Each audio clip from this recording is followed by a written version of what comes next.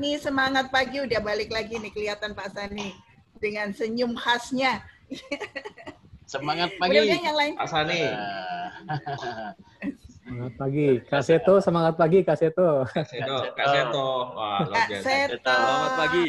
Semangat Biasa- pagi. Semangat pagi. Biasanya Kak Seto setiap tahun pasti ke Surabaya, luar biasa beliau naik pesawat Iya. langsung. Pak Sani. Tahun ini Iya. nggak ke Surabaya Iya. tahun ini Kak Seto ya.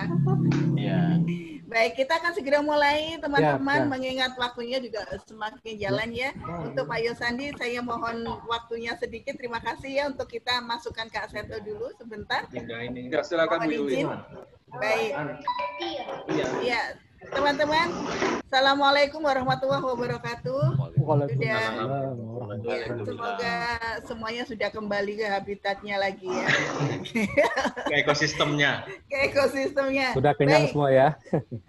Mudah-mudahan tidak bertambah ngantuk ya. Biasanya kalau Tidak. udah kenyang, dengar cerita itu terus ngantuk-ngantuk. Gitu ya.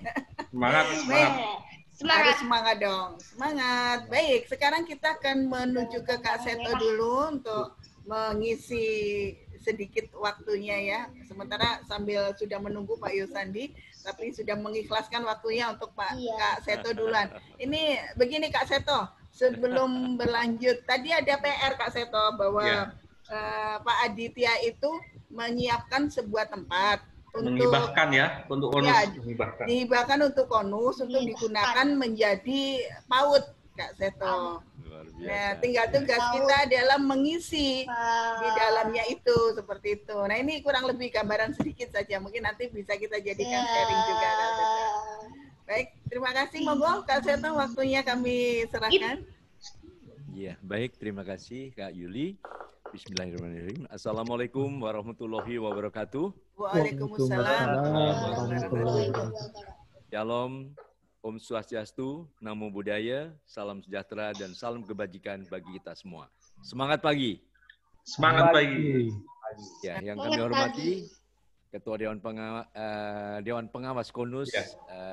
Ibu Dr. Mariatul Fadilah, MARS, kemudian juga Kak Yudi Ananta, founder dan Ketua Dewan Pengawas KONUS, Kak Idam Azari, co-founder of KONUS, Bapak Agung Darmono, Presiden of KONUS, kemudian Bapak Aditya Warman yang sudah mengibahkan tanah untuk kegiatan PAUD yang bermutu, dari Dewan Alhamdulillah. Pengawas BPJS Ketenagakerjaan, luar biasa sekali. Mungkin juga yang tadi sudah memberikan pencerahan juga Bapak AKBP Dr. M. Arsal Sahban, SH, SIK, MMMH, kemudian Bapak Yosandi LS, Bapak Mr. Spirit Sitompul, kemudian Pak Antoni Dio Martin, kemudian Pak Erdi, Ibu Yulia, mungkin juga Pak Yosandi, Kak Sani, dan semua yang hadir. Semangat sekali kita merayakan ulang tahun ke-5 Kompas Nusantara yang luar biasa. Salah satu organisasi yang saya banggakan, walaupun mohon maaf kalau saya tidak terlalu bisa aktif karena juga harus ngomong ribuan jutaan anak-anak di berbagai tempat. Tapi hati saya tetap ada di KONUS Kompas Nusantara. Terima kasih. Juga Kak Seto. selamat Hari Sales Sedunia yang keempat yang digagas juga oleh KONUS dan Kak Yudi yang luar biasa. Siap. Ya, mudah-mudahan keakraban kita, kebersamaan, kekeluargaan kita di tengah pandemi COVID-19 ini tetap semakin erat, semakin kompak. Kreativitas kita juga semakin membara sehingga melahirkan berbagai ide-ide cemerlang. Saya juga siap untuk mengelola bersama dengan kakak-kakak semua sebuah pendidikan untuk usia PAUD yang di tanah yang dibahkan oleh Bapak M. Aditya Warman. Luar biasa sekali. Ya. Mohon maaf sudah berupa rumah sepertinya Kak Seto. Sudah berupa rumah, ada bangunan tadi Sudah, sepertinya luar begitu. biasa. Jadi Baik. bukan tanah, sudah rumah. Ya, sudah rumah. Baik, mudah-mudahan kita segera bergerak. Amin. Dan kita juga Amin. arahkan untuk kepentingan generasi anak-anak Indonesia supaya menjadi pribadi unggul seperti yang hadir di sini, seperti Kak Yudi, seperti Kak Yosandi, seperti Kak Idam, dan semuanya yang luar biasa. Sekali lagi selamat, dan di tengah kesibukan saya sebentar-bentar akan terus mengikuti paparan-paparan dari kakak-kakak yang luar biasa. Jadi yang akan berikutnya adalah Kak Yosandi, nanti Mr. Sitompul, kemudian juga Kak Antoni Dio Martin. Saya menyatakan sebagai murid-murid beliau akan belajar banyak dari beliau. Luar biasa, maju terus, Konus, Dirgahayu Konus. Terima kasih. Wassalamualaikum warahmatullahi wabarakatuh. Om Santi, Santi, Santi, Om. Waalaikumsalam warahmatullahi wabarakatuh. Cukup singkat dan padat ya, Kak Seto. Tinggal bagaimana nanti kita berkoordinasi untuk mewujudkan PAUD yang diharapkan dari Pak Aditya Warman tadi. Jadi nanti mungkin yang ada di Jakarta, kebetulan Kak Seto sama Kak Idam nanti bisa sowan ke beliau. Bu Yuli, tadi saya udah sempet call ya, saya langsung gercep gitu. Jadi Kak Seto dan saya diundang makan oleh Dewas BPJS Ketenagakerjaan. Segera. Mantap itu. Mantap. Jadi Pak Aditya itu punya restoran. Diundang makan Kak Seto. Nanti bisa kita schedule. Ya, itu nanti sekaligus berkoordinasi tentang kelanjutannya mungkin ya. Siap. Harus gercep. Terima kasih. Iya, harus gercep memang. Langsung begitu ada mangsa tangkap gitu. Tangkap langsung. Tangkap langsung hajar. Baik, terima kasih Kak Seto, ulasannya yang tidak begitu panjang tapi luar biasa, dan ini memotivasi kita semua untuk terus semangat. Melihat senyumnya Kak Seto itu kita sudah benar-benar udah jadi semangat lagi gitu. Tadinya udah ngantuk-ngantuk gitu panutan. ya. Betul, panutan yang luar biasa. Itu mulai Siko melewat. Iya. Di Indonesia gak ada lagi kayak beliau Kak Ada, betul. Belum tapi ada legend, sekarang. tapi legend. Betul. Benar. Nah, siapa tahu nanti si Komo itu bisa hidup lagi di paut-paut kita ya. Ya, dengan maskot si Komo.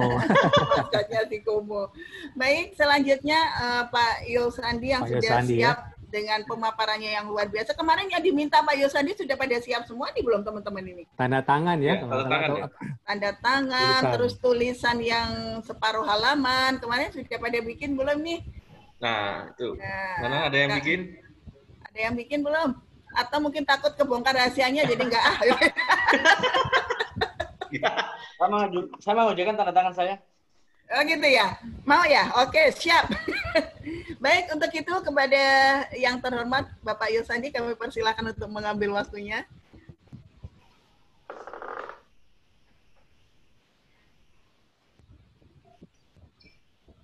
Saya persilakan kepada Bapak Yosandi. Silakan. Pak Yosandi. Halo. Oke. Ya, baru di unmute. Oh, baik, terima kasih. Iya. Suaranya jelas ya Bu Yuli ya. Sudah sangat jelas Pak Yos. Iya, baik. Assalamualaikum, salam sejahtera. Semangat pagi Bapak Ibu semua. Semangat pagi. Yang saya hormati Dewan Pengawas Kak Seto, Ibu Dr. Maria, Pak Yudi, Pak Idam, dan Pak Agung, serta para narasumber, Bapak Ibu semua member KONUS. Sebelumnya selamat ulang tahun, happy birthday untuk KONUS yang kelima dan hari sales sedunia yang keempat. Lebih sukses lagi ke depan dan lebih jaya lagi. Ya. Baik, saya langsung ke pemaparan saya. Mungkin Bapak Ibu ada yang sudah siapkan tulisan tangan, nanti di penghujung saya akan ajak Bapak Ibu untuk analisa tulisan yang sudah disiapkan.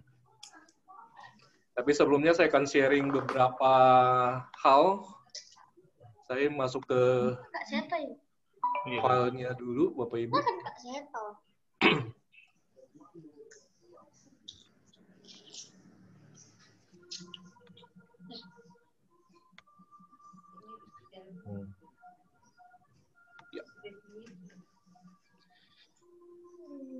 Baik, nama saya Yosandi.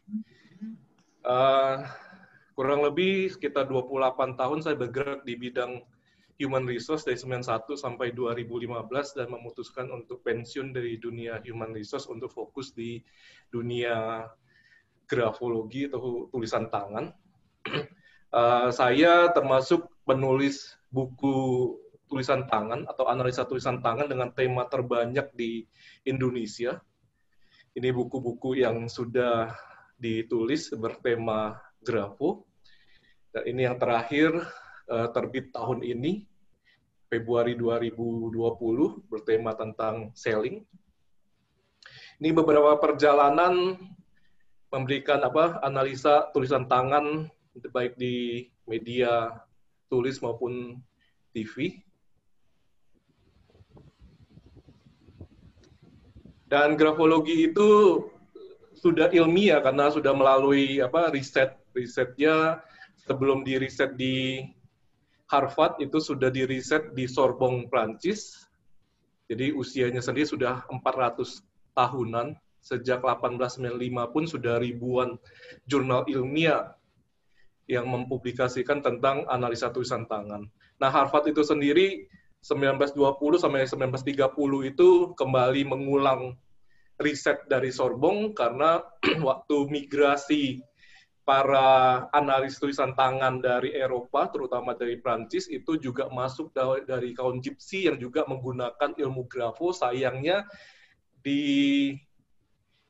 dikombinasikan dengan ilmu paranormalnya Cenayang, sehingga Amerika itu sempat bingung ini sains atau tidak, sehingga Harvard melakukan riset ulang selama 10 tahun oleh profesor psikologi, ya, dan hasilnya disimpulkan bahwa tulisan tangan itu signifikan, akurat untuk memberikan informasi tentang kepribadian, dan sekarang diakui sebagai sains atau ilmu pengetahuan.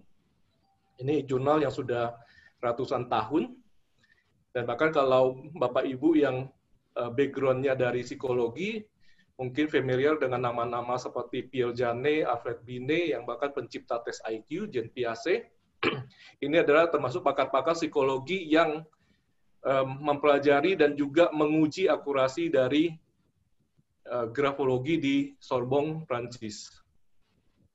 Nah, kalau Gordon Allport ini psikolog dari Harvard yang 10 tahun meriset tentang tulisan tangan dan akurasinya selama 10 tahun dengan jumlah sampel itu 100.000. Jadi 100.000 orang merupakan sampel yang sudah sangat kuat untuk menyatakan bahwa grafologi ini akurat. Bahkan ada pernyataan dari psikolog klinis UGM, Alfred Binet sebagai pencipta tes IQ, Stanford Binet, itu berubah profesinya menjadi seorang grafologis yang profesional. Ini beberapa cakupan, jadi dunia grafo itu sangat luas untuk mengungkap mulai dari kepribadian sampai dunia intelijen. Ya. Kalau nama Michelle Dresbol ini, Michelle Dresbol adalah wanita sipil yang karena profesinya itu diminta untuk menjadi Secret Service-nya Amerika. Dan dia orang sipil yang bukan dari tentara atau dari kepolisian.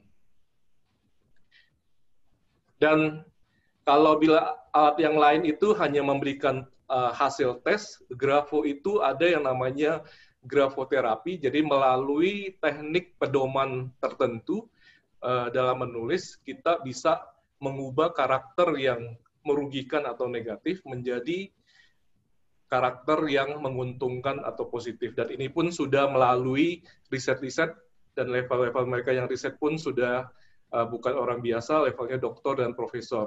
Ya, dan hasil risetnya juga itu cukup lama, ada yang puluhan tahun sampai 25 tahun, sehingga ini juga disimpulkan bahwa grafoterapi atau perubahan karakter maupun psikologis melalui tulisan tangan itu valid sampai untuk kondisi yang klinis pada klien. Dan kadang-kadang mungkin di luar sana yang belum terlalu mengenal lebih jauh tentang grafologi, kalau hanya baca judulnya saja, Change Your Handwriting, Change Your Life, seolah-olah kalau dengan mengubah tulisan tangan itu bisa mengubah hidup seseorang. Memang dibutuhkan ada proses di dalam perubahan tulisan tangan itu bagaimana mengubah hidup seseorang. Ya, sebelumnya melalui perubahan dari bawah sadar, mindset, dan kemudian perilaku yang berimpact kepada kehidupan seseorang. Dari penelitian yang terakhir oleh Profesor Psikiatri, jadi ini level risetnya sudah ke tahapan neuroscience atau jaringan sistem otak manusia.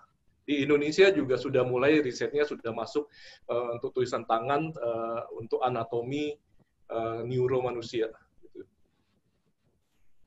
Nah, yang biasanya buat perhatian saya itu juga begini, 8-9 tahun yang lalu di kota kecil, bukannya saya maksudnya Bapak Ibu saya membedakan kota kecil dengan kota besar. Dulu saya berasumsi kalau di kota kecil itu anak-anak itu psikologisnya jauh lebih positif, jauh lebih kondusif. Ternyata begitu saya lihat tulisan anak di daerah itu ternyata dari sisi grafo itu sudah memprihatinkan, sehingga kejadian-kejadian seperti anak-anak bunuh diri, mungkin kalau Bapak Ibu yang ada di Jawa Timur, ini Elizabeth yang ada di Blitar, ini umur waktu itu kan SMP gitu ya.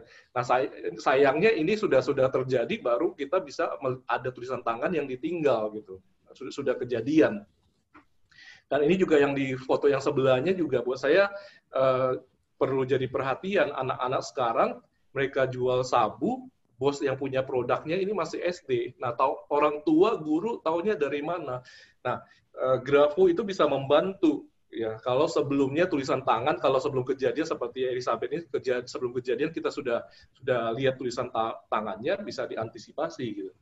Penggunaan narkoba pun pengamatan fisik mungkin tidak terlihat, tapi dari tulisan tangan kita bisa bantu untuk mengetahui kondisi dari anak atau siswa. Ini termasuk juga salah satu yang sering saya ceritakan ke alumni. Ini kejadian di 2013. Mungkin sekian tahun yang lalu, orang juga masih belum terlalu aware tentang informasi analisa tulisan tangan. Pada waktu saya ketemu Marsyanda ini, Marsyanda merasa dirinya baik-baik saja. Bahkan dia jadi motivator, bicara bisa di ribuan orang, tetapi yang dilihat dari tulisan tangannya itu bahwa persoalannya belum selesai, sehingga saya sempat memberitahukan ke pihak TV dan asistennya. Dan kekhawatiran saya berpikir semoga tidak terjadi dalam waktu dekat. Ya, tetapi ternyata faktanya 3 bulan sejak saya bertemu dengan Mas Yan di acara suatu media TV itu, nah kejadian kalau Bapak Ibu ada yang ingat, ini sempat histeris dan itu berakibat lebih buruk lagi kepada pernikahannya, dan sempat Mas Anda sampai sekarang itu harus buka jilbab. Nah, jadi terjadi perbedaan antara apa yang tampak mata dengan tulisan tangannya. Ini juga Bapak Ibu mungkin kalau yang di Jawa Timur juga sempat mengikuti peristiwa mutilasi yang ada di Malang ya, sehingga saya di Malang. Nah, itu sempat waktu kejadian saya dikirimkan foto karena waktu itu ada tulisan tangan yang warna merahnya ini.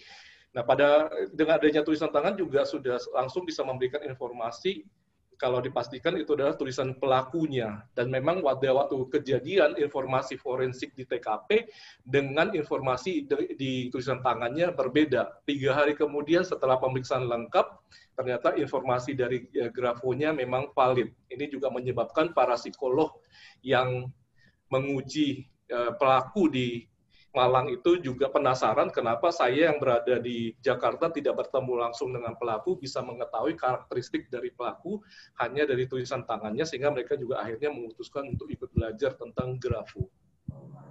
Dan ini juga banyak lembaga yang mulai tertarik mempelajari grafo, termasuk ini nanti Rabu depan mereka minta kelas online dari Badan Cyber dan Sandi Negara. Alumni kita dari kepolisian, dari Bareskrim juga sudah menggunakan, dan ini juga Badan Cyber Sandi Negara juga mulai menggunakan. Alumni kita ada sebelumnya yang maksudnya independen belajar itu ada yang memang Intel yang dari pulang dari luar khusus belajar menjadi alumni. Dan memang penggunaan di luar seperti KGB, Mossad, CIA itu sudah hal yang umum, sudah ratusan tahun mereka menggunakan grafo untuk analisa intelijen. Kalau di dunia korporasi, saya mungkin mau mengingatkan Bapak Ibu bahwa seringkali mungkin di luar sana orang mengatakan kompetensi itu adalah skill, pengetahuan atau kemampuan. Ada hal yang dilupakan adalah karakter, dan peran karakter secara teori kompetensinya sendiri ini memegang peran itu hampir 80%. Jadi skillnya sendiri itu perannya itu 20%. Kalau dijabarkan seperti ini, idealnya adalah kita ingin menjadi pribadi yang star. Kalau untuk karyawan itu namanya star employee gitu ya. Nah, itu diperlukan kombinasi antara skill, pengetahuan, dan ability atau kemampuan dengan karakter yang baik. Kalau hanya skill saja tanpa adanya karakter, orang itu hanya akan menjadi kerja keras. Sebaliknya, seseorang yang skillnya kurang, sementara karakternya memang baik, dia hanya akan menjadi tim hore atau cheerleaders. Tapi kalau dua-duanya tidak ada, kami yang di dunia SDM itu mengatakan itu sebagai deadwood. Nah, ini juga kalau di perusahaan seringkali jadi persoalan. Dan pentingnya tadi yang kalau saya sebutkan tentang karakter, kita lihat ini oknum ya. Ada sudah dokter jadi pembunuh, ada profesor bunuh diri, ya kejadian kasus yang terakhir itu yang mutilasi yang di Kalibata juga itu kan sekolahnya juga termasuk yang pinter, pekerjaannya juga termasuk jabatannya baik, tapi akhirnya karena karakter mental tidak mendukung malah terjadi hal-hal yang negatif. Nah, itu butuhnya antara hard skill perlu dukungan dengan karakter dan mental yang positif. Dan Grafo itu juga kita ingin mengungkap bukan saja apa yang menjadi isi pikiran sadar, tapi juga menjadi pikiran bawah sadar. Jadi secara sederhana, pikiran kita terdiri dari dua, pikiran sadar dan bawah sadar. Dan bawah sadar ini kekuatannya Bapak Ibu 88%. Gampangnya seringkali saya mencontohkan begini Bapak Ibu. Kalau ditanya apakah olahraga yang umum seperti senam, lari pagi, renang itu sehat, saya yakin bukan 100%. 1.000 orang mengatakan setuju bahwa olahraga yang umum seperti itu sehat. Tetapi kita mau lihat apakah pikiran sadarnya juga harmonis menyatakan hal yang sama ketika ditanyakan apakah Bapak Ibu 3 kali seminggu olahraga. Ya, saya sangat yakin sekali kalau yang tunjuk tangan di sini tidak akan sampai 10%. Nah, di bawah sadar ini kemungkinan isinya adalah banyak kegiatan, sekarang kan sehat-sehat saja, kalau sakit kan ada rumah sakit, bisa beli vitamin, bisa beli obat di apotek, dan lain-lain sebagainya. Sehingga begitu orang setuju di pikiran sadarnya bahwa olahraga itu sehat, sementara isi bawah sadarnya berbeda, maka yang akan jalan menggerakkan perilaku orang itu adalah bawah sadarnya. Sehingga walaupun secara sadar setuju olahraga itu sehat, sementara di bawah sadarnya berbeda, maka orang tersebut tidak akan olahraga. Contoh ekstrim yang lain yang seringkali juga saya contohkan juga misalnya, apakah merokok itu berbahaya? Para perokok sendiri kalau ditanyakan juga mereka menyatakan memang itu berbahaya. Tapi sekali kalau di bawah sadarnya ditanyakan apakah berhenti merokok itu mudah? Jawabnya tidak.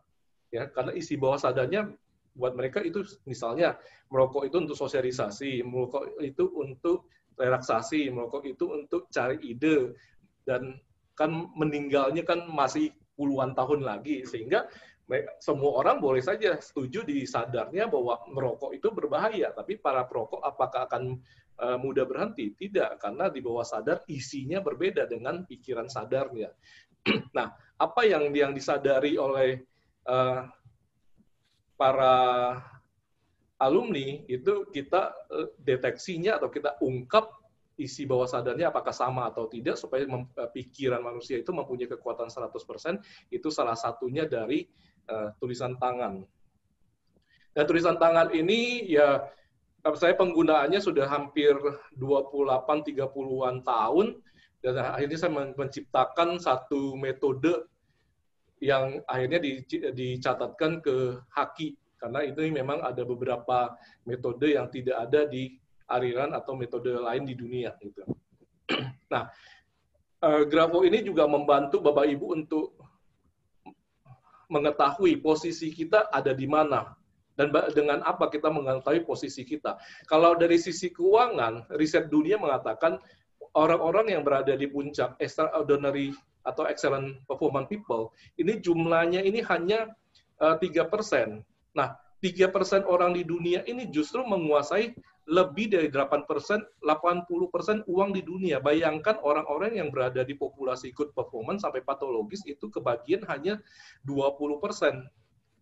Gitu. Nah, ini juga saya ajak Bapak Ibu untuk berpikir kita ada di posisi mana dan dengan apa kita mengetahui posisi kita. Kristal ini kalau para motivator biasanya menggunakan segitiga yang di atas. Di perusahaan pun untuk penilaian yang tahunan untuk karyawan mereka menggunakan segitiga yang ke atas. Ya, jadi ini semakin kecil kotak segitiganya, ini populasi di dalamnya berarti semakin kecil. Ya, jadi kalau di dunia ini sekitar 3%. Kalau kotaknya yang semakin besar, berarti populasi orang-orangnya ini berarti jumlahnya juga berarti semakin besar.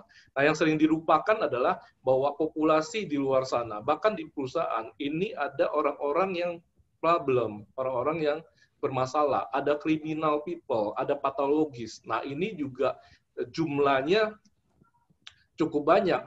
Waktu saya tidak buka data, yang patologis sendiri, patologis ini gangguan psikologis ya, gangguan mental gitu ya.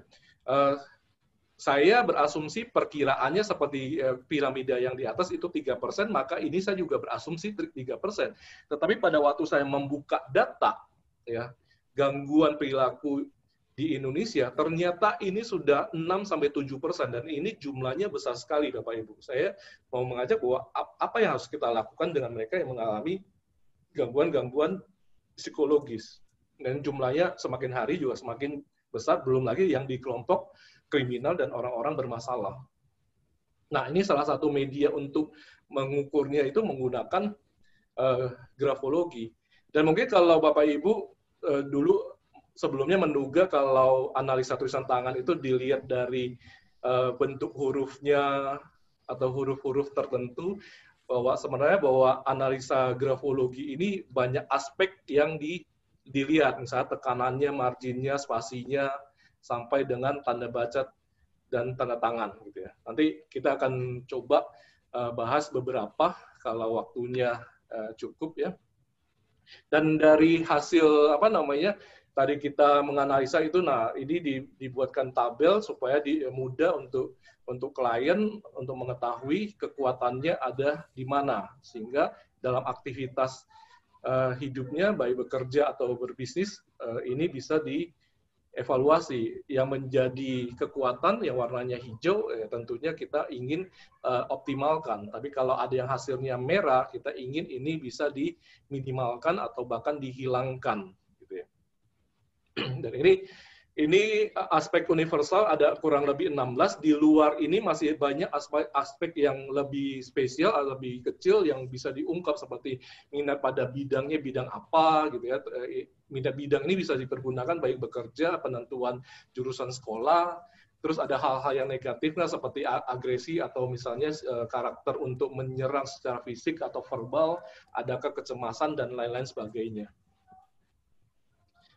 Nah, ini beberapa komen, kalau Bapak Ibu ingin tahu, kadang-kadang banyak yang pengen bertanya, apa sih efektivitas dari grafo atau analisa tulisan tangan gitu ya. Jadi kalau secara teori risetnya sendiri, akurasinya itu 85%, tapi buat mereka yang menerima hasil kadang-kadang ngomongnya sampai 1000%. Kenapa 1000%? Karena ada hal-hal yang mereka sangat tutupi, mereka sangat jaga, ternyata bisa dibongkar melalui tulisan tangan. Jadi kalau grafo itu dianggap sebagai praktek dukun, itu seringkali memang sebutan yang sering disampaikan ke para analis tulisan tangan, karena mereka tidak tahu pedomannya apa, tapi ada informasi yang bisa diberikan. Jadi kurang lebih secara risetnya itu hasilnya itu 85%. Dan ini mungkin kalau di daerah Probolinggo ini juga bisa membantu mereka yang ada Bu Min Sidik itu di Probolinggo itu, kondisinya ketemu saya dalam kondisi sudah bangkrut, sedang dituntut di pengadilan. Nah, melalui grafoterapi bisa membantu Bu Min untuk kembali bisnisnya dalam hitungan tidak mencapai 1 tahun sudah kembali lagi. Dan di pengadilan memang terbukti bahwa Bu Min bukan yang bersalah dalam kasus yang dituduhkan. Kalau ini mungkin sekitar 2017 sampai 2019 mungkin Bapak Ibu yang di daerah daerah Tulungagung. Jadi beliau itu menjadi klien saya itu waktu masih menjadi Kapolresnya Pasuruan. Keinginannya itu supaya ada peningkatan karakteristik supaya bisa mendapat promosi ke Kapolresnya Tulungagung, dan itu berhasil. Saya nggak tahu sekarang beliau posisinya di mana, karena seingat saya posisi beliau di Tulungagung itu 2 tahunan ya, 2017-2019.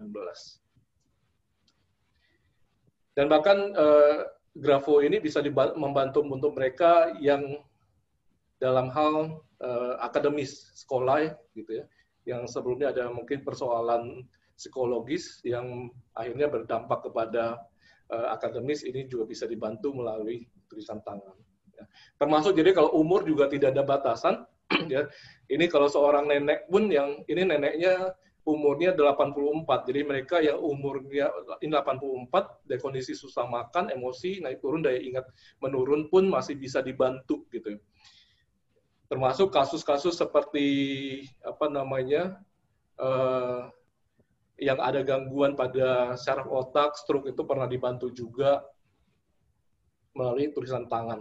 Termasuk yang Parkinson ini juga pernah disupport dengan teknik tulisan tangan. Ini beliau sudah divonis harus operasi, beliaunya khawatir tentang operasinya karena harus ganti baterai setiap tahun.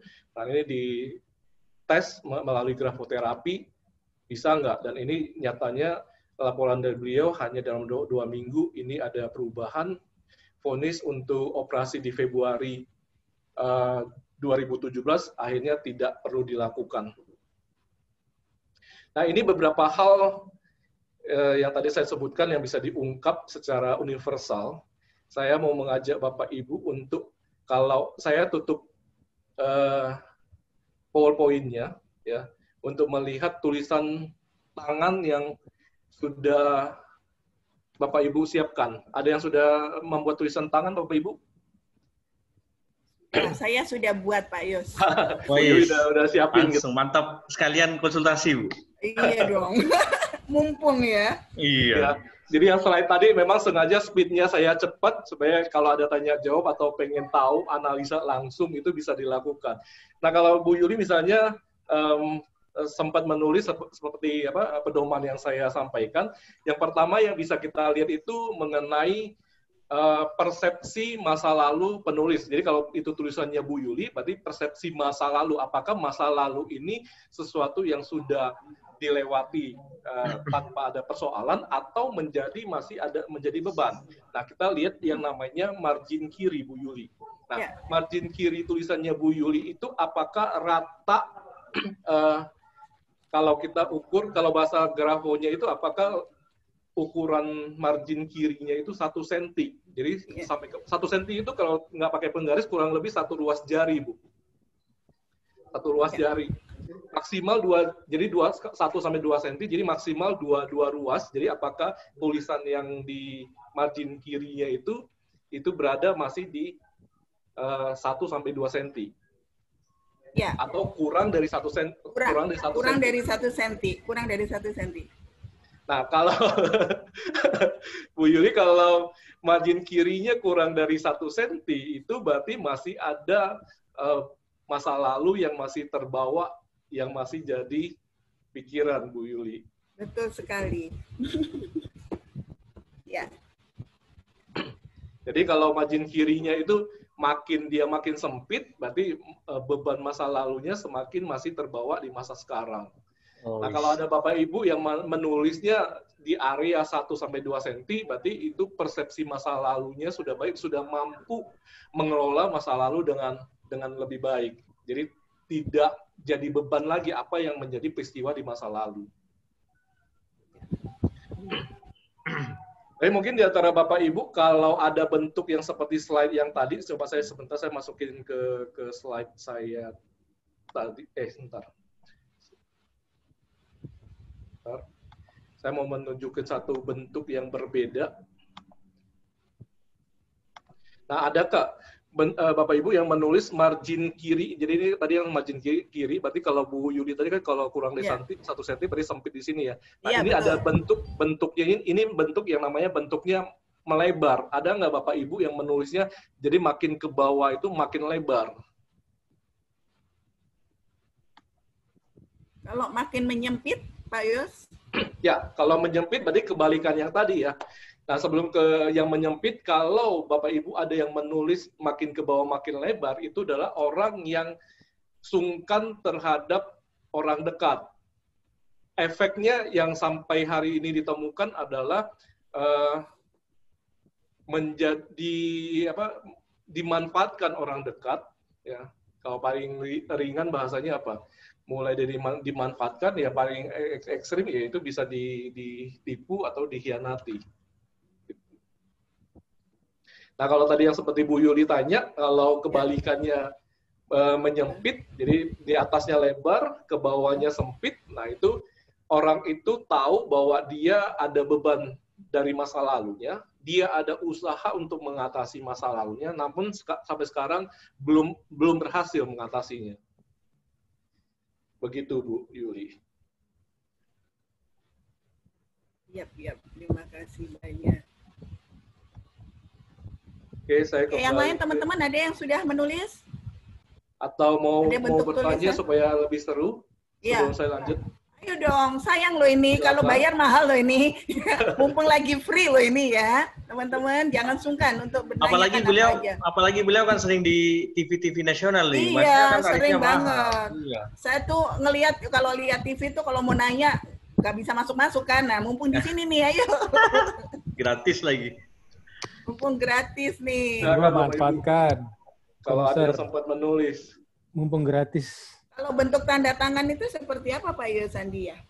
Nah, tanda tangan itu memang bagian dari analisa tulisan tangan. Cuma ada perbedaan. Memang kalau untuk analisanya sendiri dia harus satu paket beserta dengan analisa tulisan tangannya. Cuma perbedaannya begini. Tanda tangan itu adalah informasi tentang karakteristik penulisnya, apa yang ditampilkan di depan umum atau di publik, gitu. Kalau tulisan tangannya itu adalah karakteristik aslinya. Nah kan pertanyaannya, apakah yang ditampilkan sama dengan aslinya? Itu informasi tentang tanda tangan. Ini sih sebenarnya kurang seru kalau Bapak Ibu sendiri tidak menganalisa tanda tangan atau tulisan tangan sendiri gitu. Jadi kan hanya satu arah. Saya pengen nunjukin tanda tangan saya, gimana caranya ya? Langsung kalau tempel aja, Bu Yuli. Kelihatan nggak ya Pak Yosandi ya? Saya coba lihat. Tempel deket. Kalau yang di bagian tulisannya bagus. Keren. Boleh ke bagian tanda tangan? Ya. Mungkin tanda tangan Bu Yuli agak gede-gede dikit, satu aja mungkin. Gitu ya. Kurang gede ya? Kalau tulisan agak susah nih. Kebanyakan.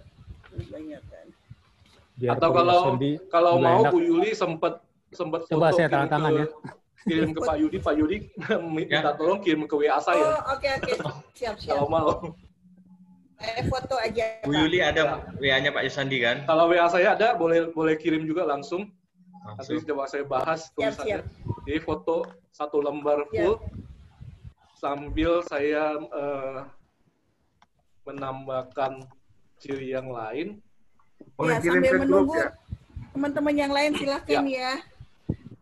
Nah ini kalau Bapak Ibu ada yang menulis, ini kita juga melihat tulisannya itu dari kertas paling kiri ke kanan itu membentuk garis apa? Apakah garisnya itu datar, apakah turun naik bergelombang, ataukah naik, atau naiknya juga bergelombang, atau turun, atau turunnya juga bergelombang. Ada juga mereka yang menulis itu lama-lama tuh cekung, ya, baru naik lagi. Ada juga yang berbentuknya cembung. Ada juga yang kalau ini perlu memang dibahasnya spesifik karena ciri ini cukup sensitif. Ini merupakan ciri bunuh diri. Nah, kalau Bapak Ibu, kalau ada yang menulis dengan bentuk garis seperti yang 7 bentuk ini untuk melihat motivasi yang ada pada diri Bapak Ibu gitu. Kalau datar saja itu berarti motivasinya itu sedang. Kalau terlihat bergelombang tulisannya turun naik, ini berarti motivasinya tidak stabil ya. Kadang tinggi, kadang turun gitu. Tapi kalau tulisannya naik ya dan stabil, ini berarti semangat penulisnya atau semangat Bapak Ibu itu tinggi. Tetapi tidak boleh kombinasi yang turun naik. Tapi kalau misalnya naik dan kombinasi turun naik, itu berarti motivasinya sebenarnya tinggi, tetapi tidak stabil. Ya, masih ada waktu dia untuk turun, tapi mampu menaikkan kembali, tapi di lain waktu juga turun lagi. Kalau yang turun itu berarti motivasinya sedang turun. Ya. Kalau turunnya juga masih terlihat ada turun naik, itu berarti ada usaha untuk menaikkan motivasi, tapi tidak berhasil sehingga turun lagi. Kembali berusaha untuk menaikkan, tetapi tidak berhasil lagi. Ya.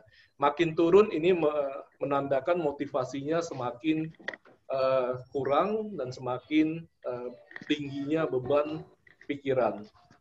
Kalau ada yang ketemu bentuk cekung, ini menandakan motivasi penulisnya itu membutuhkan waktu untuk menaikkan semangatnya. Nah, kalau Bapak Ibu ketemu tulisan yang cembung, ini menandakan semangatnya itu menggebu-gebu di awal, ya, di tengah jalan itu bisa gembos atau menurun.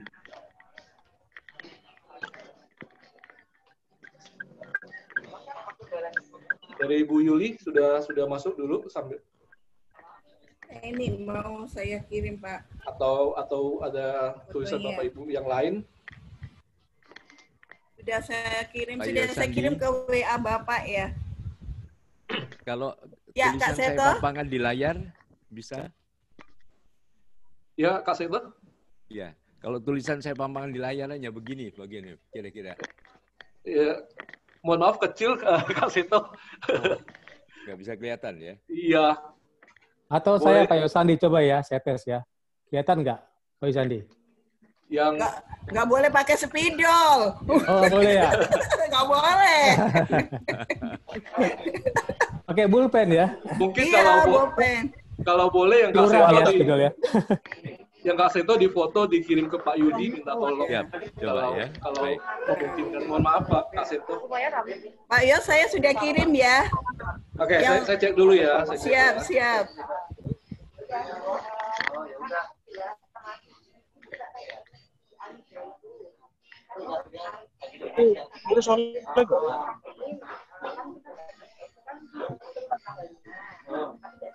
Pak Sani nulis dong, Pak Sani.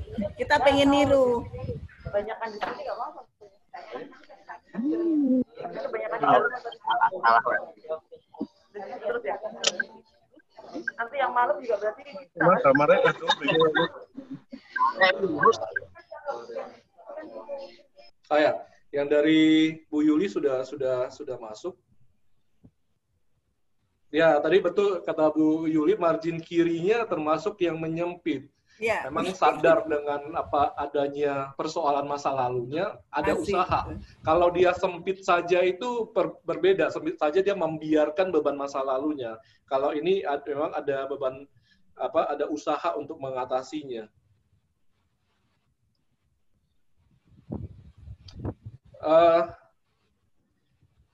Kalau yang sedikit privacy nggak apa-apa ya Bu Yuli ya? Siap. Oke. Kalau Bu Yuli huruf D-nya itu kalau bahasanya yang gampang itu ada melungkernya, ada loop-nya gitu. Mungkin kalau kayak sepertinya saya punya contoh D yang seperti tulisannya Bu Yuli. Sebentar saya ambil dulu. Nggak sempat. Nggak ada.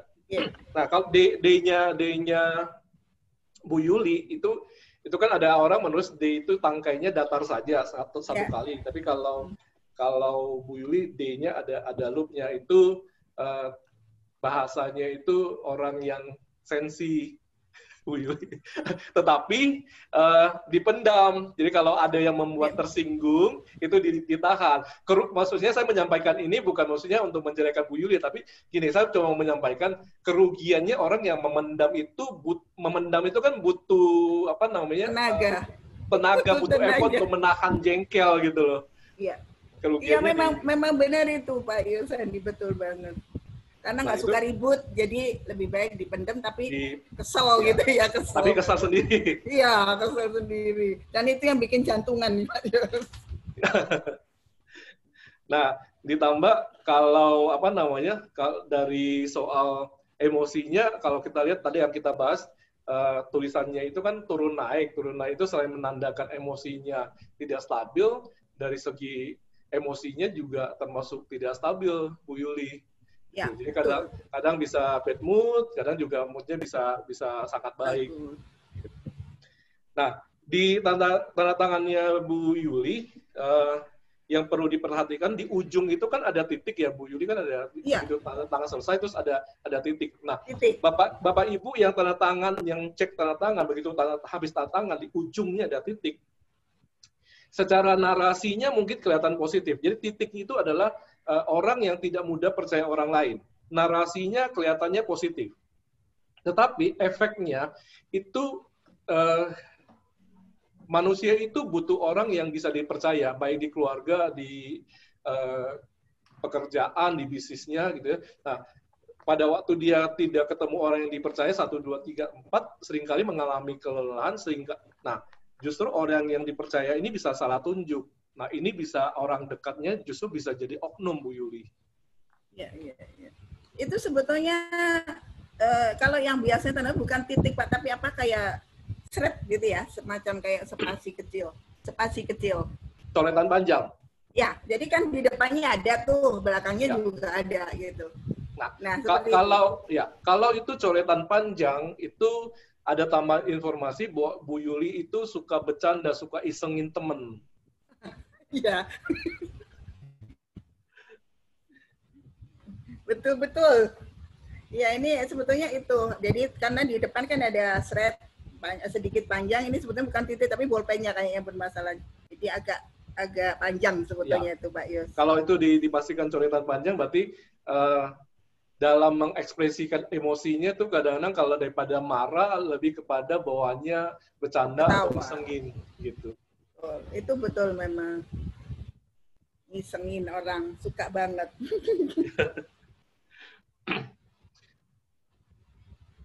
ini dalam apa namanya, kalau lihat dari baik di tanda tangan maupun tulisan itu ada beberapa huruf Y yang ujungnya itu langsung ke arah kanan. Baik tanda tangannya Bu Yuli itu kan ke arah kanan.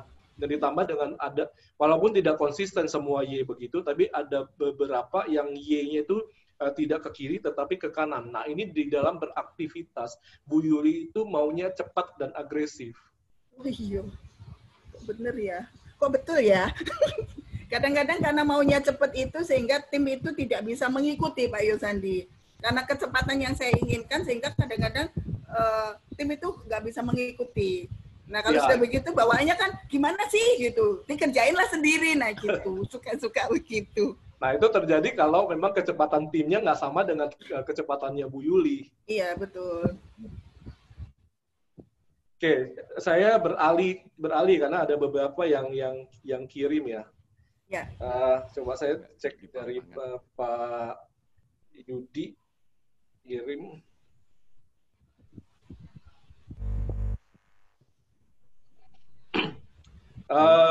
Pak Erdi mau dibahas tulisannya. Harus mau Pak Yos, harus. Bongkar ya Bu Yuli ya. Bongkar dong, bongkar di sini nggak ada yang rahasia, nggak ada rahasia nih. Saya sudah diizinkan Bu Yuli nih, jadi aman. Iya, aman. Yang menarik saya untuk yang tulisannya Pak Erdi ini, beberapa huruf G dan Y-nya itu bahasa kami di Grafo itu lengkungnya ke bawah. Lengkungnya di bawah itu menandakan orang yang khawatir terhadap target yang ditentukan sendiri. Jadi kalau bahasa yang lebih kerennya itu ada mental blocking terhadap target. Di satu sisi entah target yang diberikan atau target pribadi, nah di bawah sadarnya meragukan apakah targetnya itu bisa dicapai atau tidak. Itu satu yang menonjol, ditambah bentuk runcing pada huruf Y-nya ini itu menandakan sedang fokus peningkatan keuangan, sudah ada usaha, dan sedang menanti bahwa harapan itu bisa terwujud. Amin.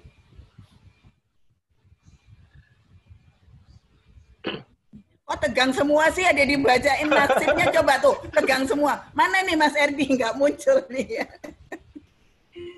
Oke. Kalau tulisannya Kak Seto, Pak Yudi sempat kirim nggak ya? Kak Seto, udah kirim Kak Seto. Sudah saya kasih nomornya Pak Yosandi ke beliau. Okay. Oh. Pak Yos, kalau tanda tangannya Mas Erdi gimana? Nggak ada tanda tangannya? Bu Yuli penasaran dengan tulisannya Pak Erdi. Julid. Kak Seto itu Kak Seto. Iya, kalau ini saya pampangkan di layar saya ini, mohon izin. Ya. Bisa kebaca nggak? Sebentar, saya mesti coba dibesarin, bisa nggak ya? Tajam di sini. Harus bisa. Oh, ya. Ya. Spotlight ke Pak. Sudah. Sudah ya? Oke, hilangin. Sudah. Nah, ini kalau Bapak Ibu, kalau kita lihat, saya juga penasaran tulisannya Kak Seto, mau izin Kak Seto. Salah satu yang sering kali kita lihat pada orang sukses adalah bentuk Y dan G yang seperti ini, ya. Nah, kalau Bapak Ibu punya dua huruf yang seperti ini adalah bukan orang yang dalam prestasi itu bukan maksimal. Kalau maksimal itu 100%. Tapi bahasa kami yang di Grafo ini adalah dua huruf ini bentuk yang optimal. Jadi kalau optimal itu bisa prestasinya melewati 100%.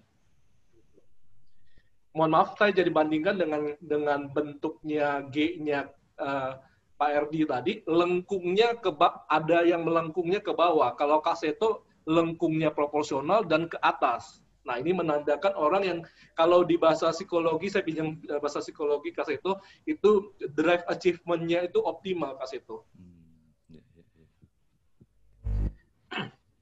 Ini tanda tangan juga saya termasuk yang penasaran. Jadi di teori Grafo, tanda tangan itu yang baik menurut Grafo adalah tanda tangan yang terbaca nama. Itu pertama syaratnya. Terbaca nama itu artinya apa? Berarti pemilik tanda tangannya adalah orang yang cerdas dan komunikatif. Bagaimana dengan Bapak Ibu yang membuat tanda tangan yang tidak terbaca nama? Berarti orang yang menjaga privasi lebih ke arah introvert. Nah, di zaman sekarang, zaman kita membangun networking, apalagi para ibu member shares itu kan harus orang yang terbuka, komunikatif. Kalau tertutup, kita sulit membangun networking yang lebih luas. Nah, kalau kita mau jadi orang yang komunikatif, terbuka, tanda tangan Kak Seto ini bisa menjadi contoh jelas, lugas, terbaca sebagai Kak Seto. Ya, di atasnya Kak Seto ini. Ya. Aduh, terima kasih banyak Pak Yosandi. Terima kasih Kak Seto. Saya yang senang ikut bisa melihat tulisannya Kak Seto.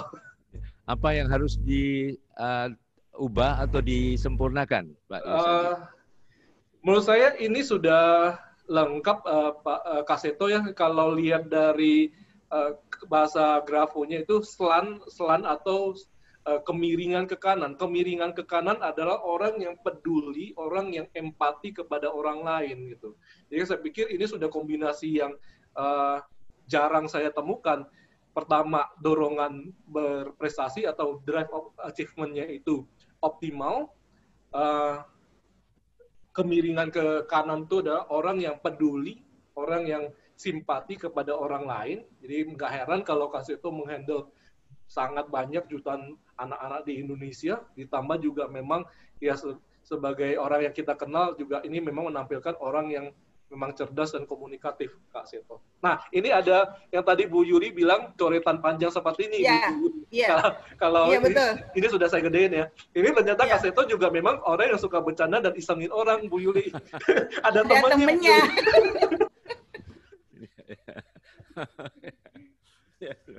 Begitu Kak Seto. Ya, terima kasih banyak Pak Yosandi. Ya, terima kasih kembali Kak Seto. Sebentar saya tutup ini layarnya.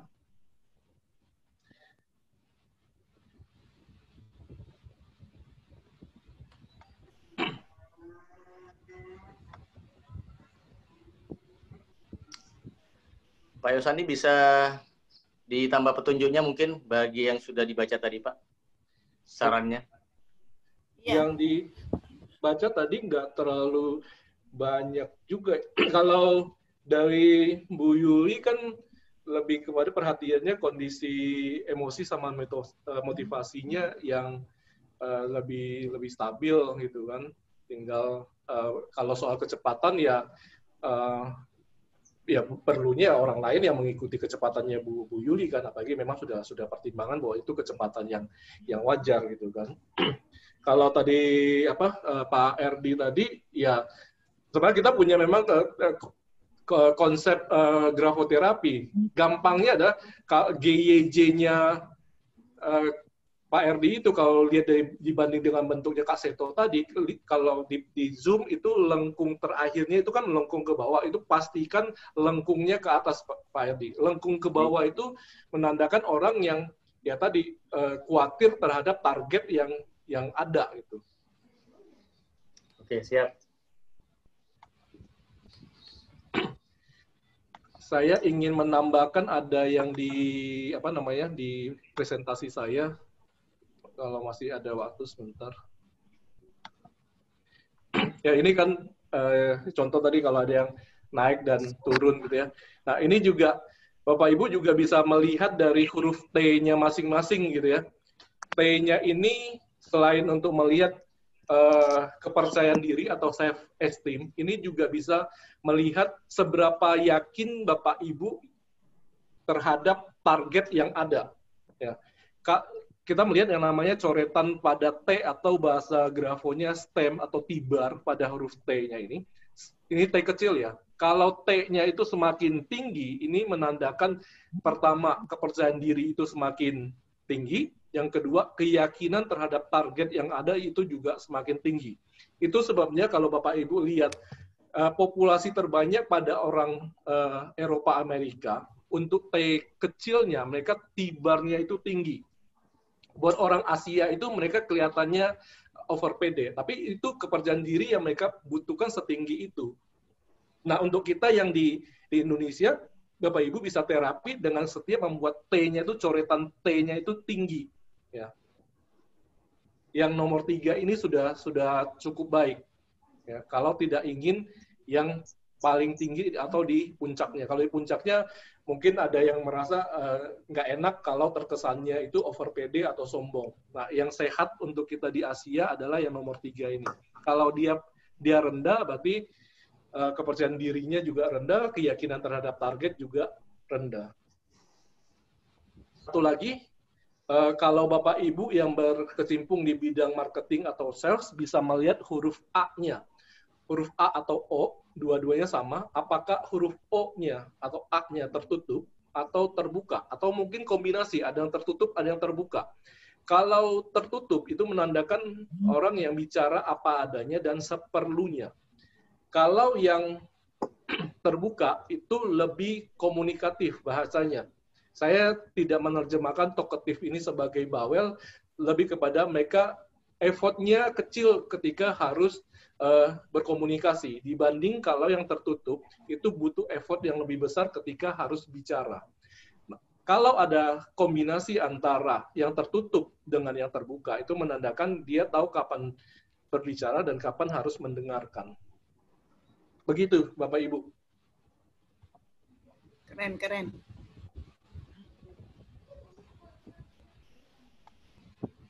Saya kembalikan ke Bu Yuli, khawatir mengambil waktu yang lain. Ya.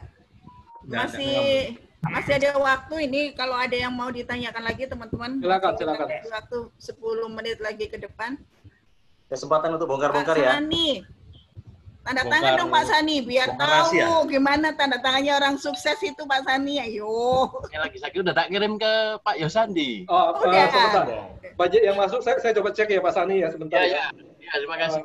Boleh bantu saya nomor belakangnya, boleh bantu Pak Sani? 2459. 2459. Oke. Mohon maaf Bapak yang lain kalau saya nggak sempat bahas ya. Saya siap. Oke. Pak Sani ini soalnya public figure Pak di Surabaya Pak. Iya. Oh gitu ya. Suksesnya pantas dicontoh tuh. Bu Yuli juga Pak. Beliau selalu support Konus Pak. Iya saya lihatnya begitu Pak Yudi. Ya. Oke. Untuk sosialnya perlu dicontoh. Kalau profilnya luar biasa ini bos satu ini Pak. Teman-teman Konus. Oke, untuk Pak Sani itu yang menjadi kelebihannya itu adalah ini tulisan orang cerdas yang logikanya kuat. Wih, terima kasih. Nah, yang saat ini terjadi ada kemungkinan apakah motivasi sedang turun atau fisiknya yang sedang turun atau dua-duanya. Oh, iya. Pada saat ini. Iya, soalnya salesnya drop. Salesnya drop. Jadi mau ini. Nah, salesnya drop ditambah juga ini ada kemiripan lagi dengan tulisannya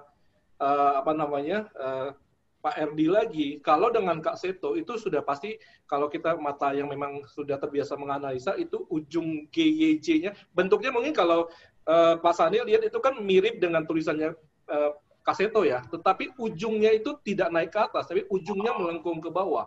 Kalau ujungnya melengkung ke bawah, sama informasinya. Pak Sani ada kekhawatiran tentang pencapaian target. Iya, soalnya belum masuk semua, Pak. Nah, kekuatan yang lain, kan ngomongnya kok yang nggak bagus-bagus ya. Kekuatan yang lain sih di Pak Sani sebenarnya di kemampuan perencanaannya, Pak. Perencanaannya itu sangat baik. Oke, aduh. Betul banget itu, betul banget. Top.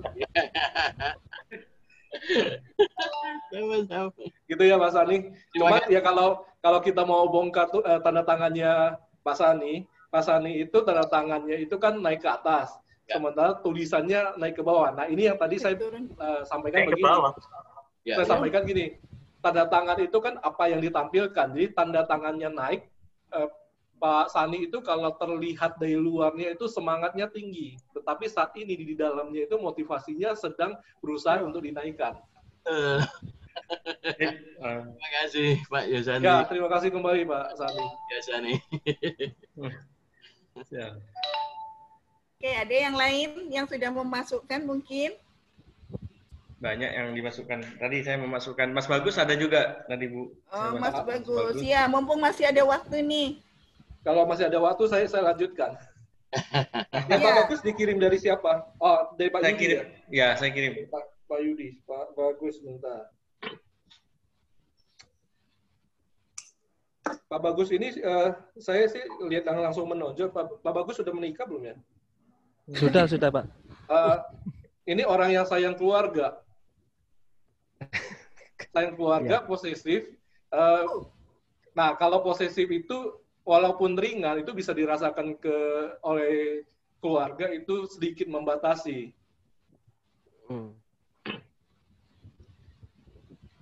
Ini ada garis bawah satu di tanda tangan. Jadi kalau Bapak Ibu juga yang tanda tangannya itu ada garis bawah di tanda tangan, itu menunjukkan orang yang punya leadership baik. Jadi pada tulisan ini kita mau mengatakan leadership-nya tulisannya Pak Bagus ini baik. Sayangnya itu bahasa grafonya itu menyenggol zona bawah tulisan yang di atasnya, mengakibatkan pengeluaran uangnya ini sedikit bocor Pak Bagus. Iya Pak. Kondisi pandemi sering kumpul sama keluarga. Setelah itu kegiatannya kecil, hobinya yang diperbanyak, keluar uang terus. mengisi kegiatan di rumah. Nah, sama dengan Pak Sani, ini yang menjadi kelebihannya Pak Bagus itu kemampuan perencanaan atau planningnya, Pak. Amin. Yang perlu jadi perhatian, kondisi emosi Pak Bagus. Iya. Jadi supaya tidak mudah terbawa suasana, terutama pas lagi mood nggak bagus. Oh iya, mood yang paling penting. Iya. Sama, ini juga tadi soal keuangan tadi udah ngomong, jadi sedang dalam usaha untuk meningkatkan keuangan juga. Siap, itu yang untuk Pak Bagus. Iya, terima kasih Pak Yesandi. Terima kasih kembali Pak Bagus. Siapa lagi yang boleh dibacakan nih? Tadi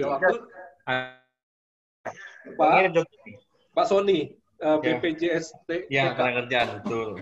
Sama Pak Hendri terakhir barusan. Bentar saya putar dulu.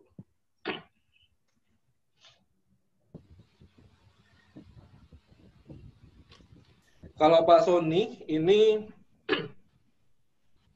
orangnya multitasking, jadi banyak hal yang dilakukan, banyak hal yang dikerjakan. Wow, keren. Sama kayak Pak Erdi itu.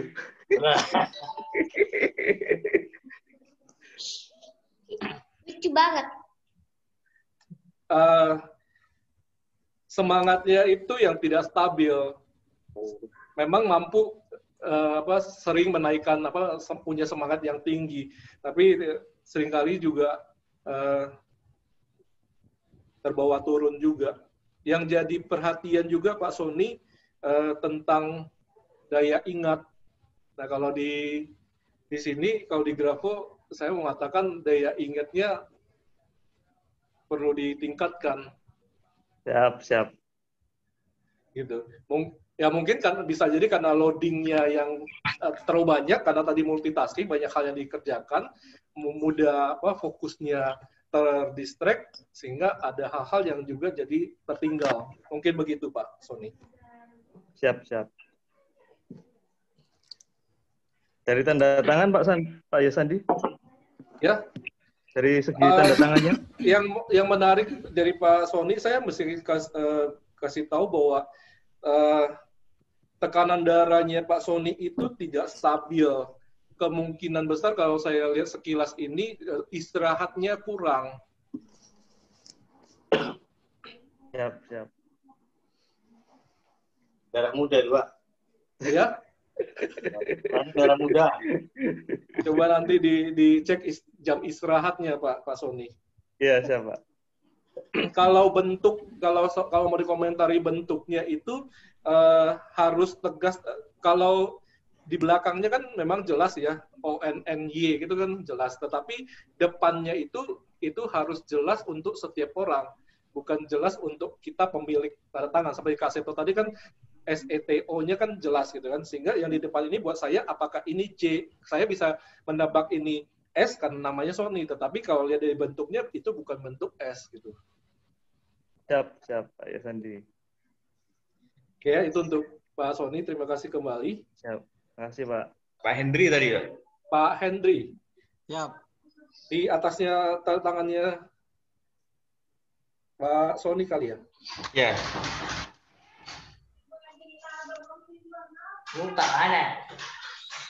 Yang tidak ada nama Pak Yudi? Sebentar, saya cek Pak Yosan. Ya, di bawahnya Pak Sony. Oh, di bawahnya Pak Sony. Berarti yang baru masuk ya Pak Hendri. Kalau tadi Mas Bagus tadi di atas Pak Sony. Ya, Pak Hendri. Oke. Pak Hendri hanya mengirimkan tanda tangan.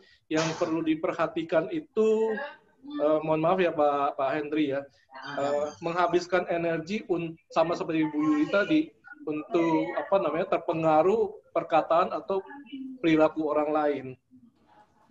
Gitu.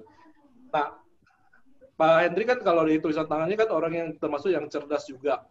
Andalan kekuatan utamanya adalah ketekunan, gitu. Tetapi ketekunannya ini, saya sering mengatakan kepada alumni, tekun saja itu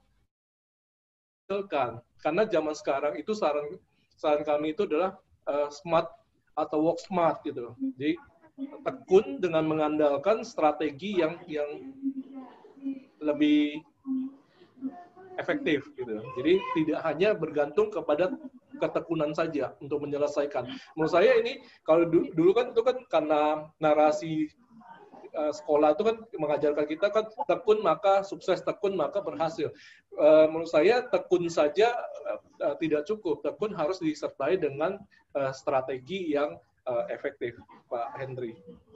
Siap. Kalau dari tanda tangannya begitu, di ujung tanda tangannya itu panjang. Ini informasi bahwa uang atau waktu kepada orang dekat ini perlu dievaluasi kembali. Apakah terutama uang yang diberikan kepada orang-orang sekitar ini tepat untuk mereka? Gitu Pak Henry. Siap Bapak, siap.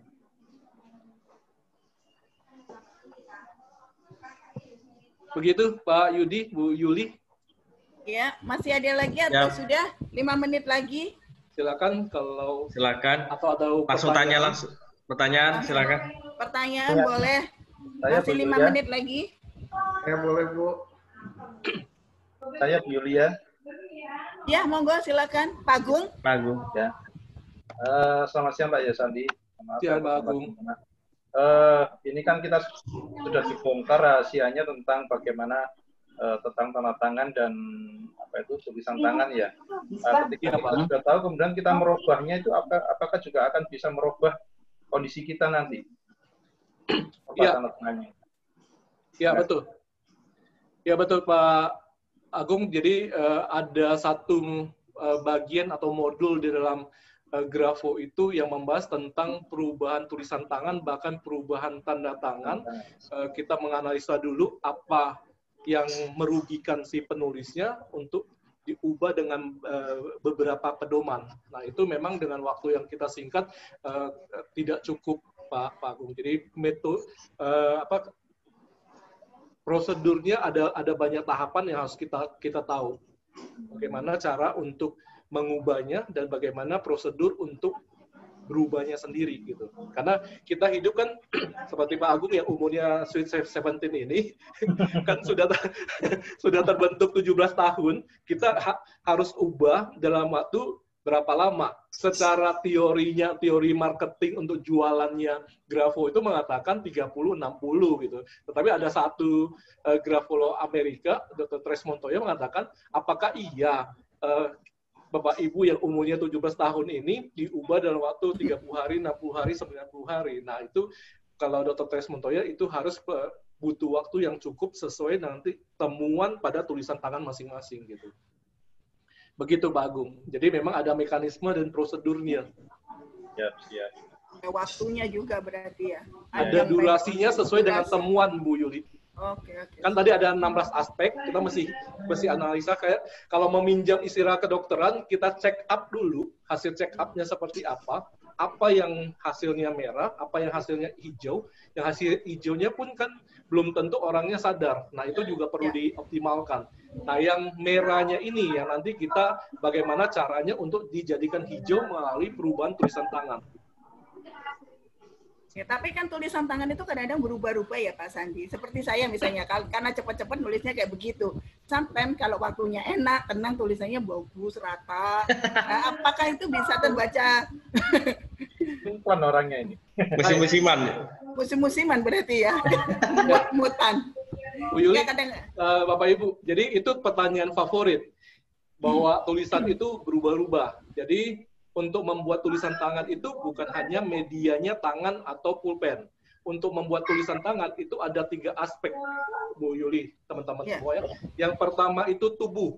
Ya, tubuh itu jadi menggunakan tangan kiri, tangan kanan menggunakan kaki. Kalau Bapak Ibu pernah mendengar nama Patria Sairang, beliau itu tidak punya handicap tangan, tidak punya tangan. Jadi menulisnya menggunakan bibir, beliau pelukis menggunakan mulut dan kaki. Tulisannya kalau sempat saya tayang itu sangat rapi. Nah, itu kondisi tubuh juga menentukan tulisan tangan yang dihasilkan. Yang kedua itu kondisi mental dan kecerdasan. Yang mentalnya baik-baik saja, itu tulisannya berbeda. Yang mentalnya ada kurang sehat, itu juga menghasilkan tulisan yang berbeda. Demikian juga dengan kecerdasan yang nomor 2. Yang cerdas dengan mereka yang tidak cerdas tulisannya berbeda. Yang ketiga ini adalah emosional. Kondisi sedang bahagia, ya waktunya luang seperti Bu Wiwi bilang, tulisannya bisa berbeda. Lagi galau, ya beda lagi. Ya beda. Tetapi ya kita kalau belajar grafologinya tahu perubahan itu. Dan memang 3 aspek ini sangat mudah untuk berubah. Kalau teorinya mengatakan itu 1 bulan. Jadi kalau penggunaan grafotest ini untuk rekrutmen, kandidat yang sudah menulis 1 bulan belum diproses, dipanggil lagi melewati 1 bulan, itu harus dites ulang. Karena diperkirakan 1-2 bulan, itu tulisan mereka bisa berubah. Sudah beda lagi. Itu sebabnya. Gitu. Tapi kalau untuk pengembangan diri, kalau memenuhi kaidah tulisan yang saya minta, yang seperti yang Bu Yuli tulis itu yang lebih dari setengah halaman, itu biasanya biasnya itu nggak sampai 15%, Bu Yuli. Bisa dicontoh kalau yang mau rekrutmen, ya. Betul Bu Yuli. Memang sekarang, makanya sebelum buku yang terakhir itu saya juga memang diminta banyak perusahaan untuk menulis buku yang khusus untuk grafo rekrutmen. Berarti Pak Yosandi ada kemungkinan merubah nasib seseorang dari tulisan tangan bisa diawali. Nah, itu yang tadi saya tayangkan tadi, Pak. Saya tayangkan kembali ya. Ini sebagian mereka yang mengatakan, nah, Bu Min Sidik, Bapak Ibu kalau berada di Probolinggo bisa tanya, dia paling semangat untuk memberikan testimoni bahwa hasil dari tulisan tangan, beliau sebelumnya sudah ditangani profesi yang lain, hasilnya tidak mengembirakan, tapi begitu disupport dengan tulisan tangan, ini seperti yang beliau ceritakan, bisnisnya kembali, gitu ya, bahkan bukan 1, lebih. Ya. Ini termasuk yang tadi Pak Yon Ferijon, beliau itu Kapolresnya Pasuruan. Jadi sebelum beliau pengennya bisa beri promosi ke Tulung Agung, sebelumnya menurut informasi Pak Yong ini SK sudah sempat diterbitkan 2 kali, tapi batal diteken. Tapi begitu akhirnya beliau melakukan perubahan tulisan tangan, hitungannya sehingga saya nggak terlalu lama, nggak sampai 3 bulan, beliau dipromosi sesuai dengan tempat yang beliau mau. Jadi ini memang banyak contoh. Ya. Pak Anang ini di BPJS Ketenaga Kerjaan juga yang di Gatot Subroto. Ini dari tadinya klien juga akhirnya juga belajar grafo secara lengkap. Jadi memang banyak mereka yang mendapatkan hasil dari perubahan tulisan tangan. Begitu, Bapak Ibu. Berarti harus rajin nulis nih. Ada panduannya, Pak Sani. Oh, gitu. Jadi ya. nggak bisa sesuai dengan asumsinya kita. Oh, ya. Ada pedomannya.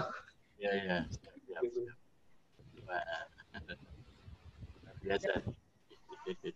Menulis dengan ballpoint itu berarti ballpoint, spidol, gel itu beda-beda lagi nanti hasilnya ya Pak Yos ya? Ya, spidol, gel atau ini sebenarnya untuk mereka nanti yang baru mau belajar menganalisa itu untuk memudahkan, jangan pakai yang tinta yang cair, boksis segala macam. Tapi kalau yang jam terbangnya sudah tinggi, segala macam jenis pulpen itu harus bisa dianalisa. Kecuali pensil pada waktu penggunaan grafoforensik untuk pemeriksaan kejahatan. Karena pensil itu mudah berubah ketumpulannya. Berbeda dengan psikotes. Psikotes itu justru mereka menggunakan pensil. Tetapi kalau grafotes itu wajib menggunakan pulpen. Kalau si analisnya sendiri jam terbangnya sudah tinggi, pulpen apapun sih sudah tidak ada persoalan. Tapi kalau untuk kita misalnya baru mau belajar, supaya tidak merepotkan, tidak menyulitkan, kita pakai pulpennya yang standar, supaya ciri-ciri yang sangat mikro masih mudah terlihat oleh mata. Atau kalau di Zoom masih bisa terlihat dengan jelas. Karena kalau tadi kan kita masih membahas tentang huruf ini, nah masih ada banyak ciri-ciri yang sangat kecil, Bu. Okay. Itu Bu. Yang saya tergelitik bagaimana bisa mengetahui ketika anak itu mau bunuh diri. Misalnya itu loh Pak Sandi, kan kita semua punya anak-anak remaja nih ya, barangkali dengan galaunya apa supaya ketahuan jangan sampai terjadi seperti yang di Blitar tadi, seperti apa.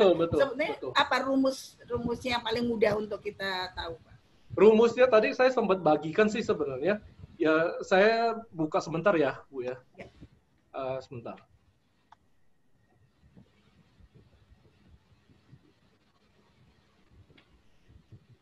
Kalau ciri bunuh diri ini nanti bisa apa namanya dicek sendiri, cuman matanya perlu jeli saja.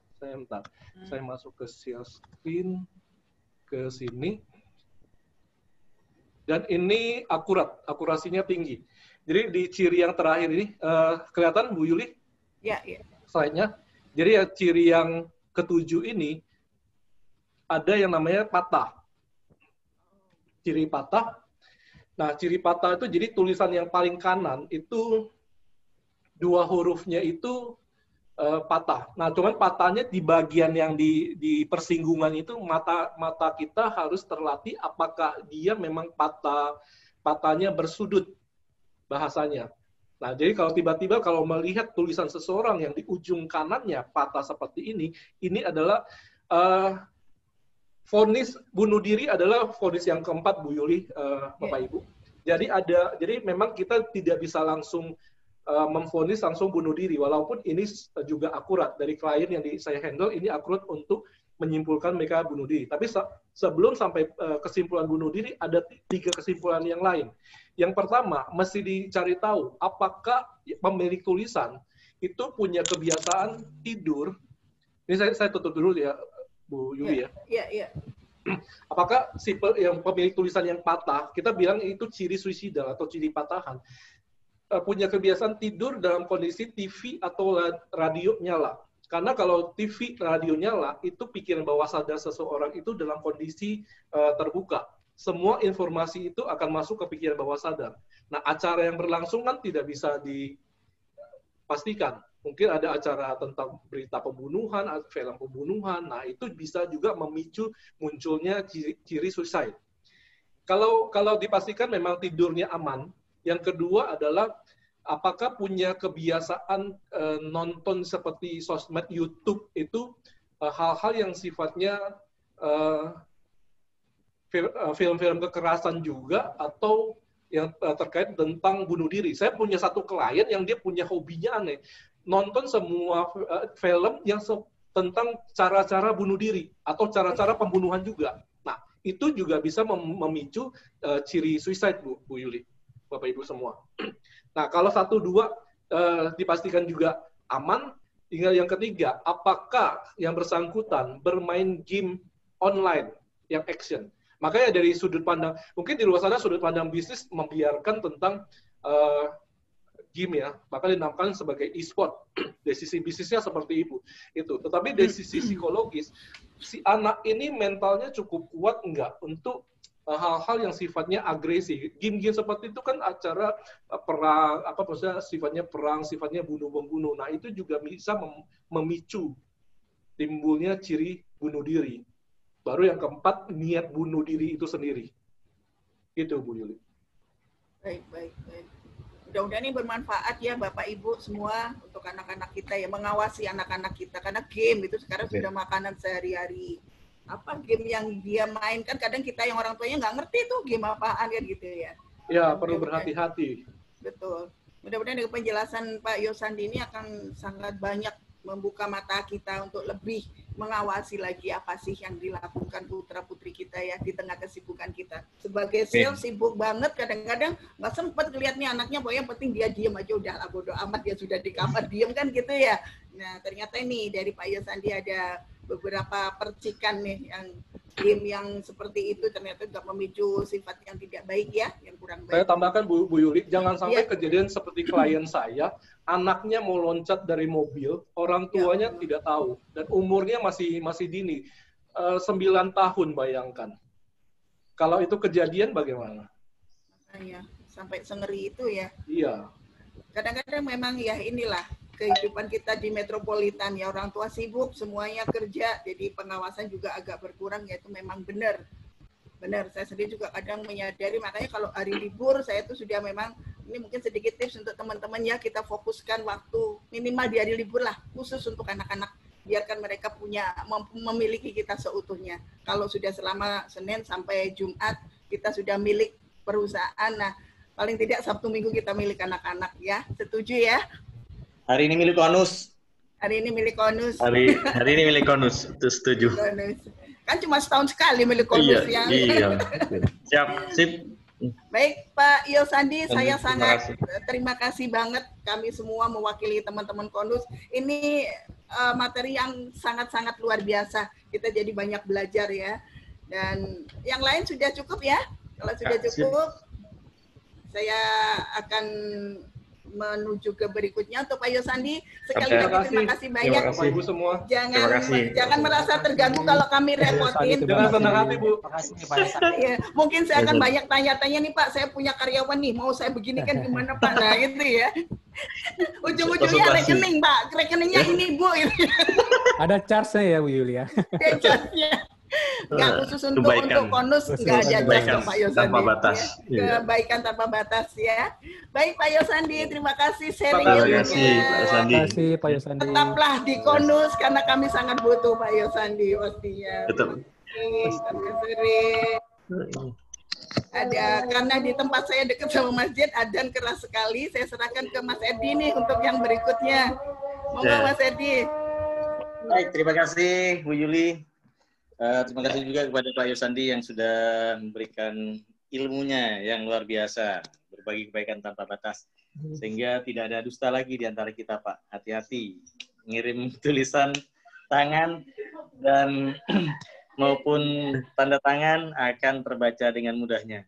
Dan tidak ada alasan juga untuk minder ataupun berputus asa, karena sebenarnya tulisan tangan juga bisa diubah mulai dari sekarang juga. Nah, semuanya mulai diganti. Termasuk saya lagi berpikir nih gimana